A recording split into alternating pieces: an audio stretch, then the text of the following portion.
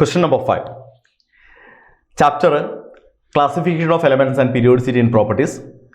Isoelectronic species എന്ന് പറയുന്ന ടോപ്പിക്കിൽ നിന്നാണ് ചോദ്യം വന്നിട്ടുള്ളത്. സോ നമ്മൾ നോക്കുന്ന സമയത്ത് in case of isoelectronic species, the size of F minus, neon and Na plus is affected by. Isoelectronic സ്പീഷീസുകളുടെ സൈസ് എന്തിനാണ് ഡിപ്പെൻഡ് ചെയ്യുക എന്നുള്ളതാണ് ചോദ്യം. അപ്പോൾ നമ്മൾ നോക്കുന്ന സമയത്ത് നമുക്ക് ഈ 3 പേരെ ഒന്ന് എടുക്കാം.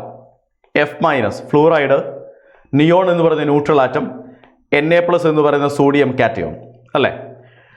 ഫ്ലൂറിൻ്റെ അറ്റോമിക് നമ്പർ 9 ആണ്. അപ്പോൾ അതുകൊണ്ട് തന്നെ ഫ്ലൂറിനിൽ 9 പ്രോട്ടോണുകളും 10 ഇലക്ട്രോണുകളും ഉണ്ട് അല്ലേ. നിയോണിൻ്റെ അറ്റോമിക് നമ്പർ 10 ആണ്. അപ്പോൾ 10 പ്രോട്ടോണുകളും 10 ഇലക്ട്രോണുകളും ഉണ്ട്. സോഡിയത്തിൻ്റെ അറ്റോമിക് നമ്പർ 11 ആണ്. അപ്പോൾ 11 പ്രോട്ടോൺസ് ആൻഡ് 10 ഇലക്ട്രോൺസ്. അപ്പോൾ നിങ്ങൾ നോക്കൂ, 3ലും ഒരേ നമ്പർ ഓഫ് ഇലക്ട്രോൺസ് ആണ്. അതുകൊണ്ടാണ് നമ്മൾ അവരെ എന്ത് വിളിക്കുന്നത്, ഐസോഇലക്ട്രോണിക് സ്പീഷീസ് എന്ന് വിളിക്കുന്നത്. പക്ഷെ അവരുടെ പ്രോട്ടോണുകളുടെ എണ്ണം ഡിഫറൻ്റ് ആണ്.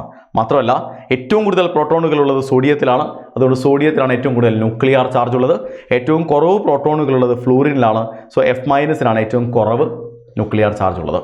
അപ്പോൾ നമ്മൾ നോക്കുന്ന സമയത്ത് ന്യൂക്ലിയർ ചാർജിൻ്റെ ഓർഡറിൽ നമ്മൾ ഇവരെ എഴുതി കഴിഞ്ഞാൽ